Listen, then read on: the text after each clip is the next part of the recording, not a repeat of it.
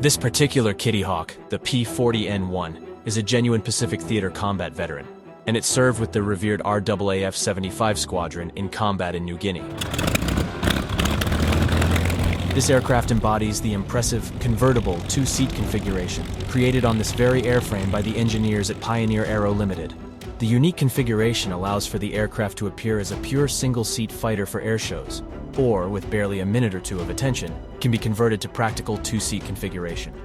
A rarity among restored P-40s, this aircraft boasts a drop tank with the necessary mountings, plumbing, and sway bars. This operational extended range fuel system allows for longer flights to those revenue-earning airshows. If you wanted a restored P-40 to fly, enjoy, and tell a little bit of history along the way, you just won't find a more qualified aircraft than this one.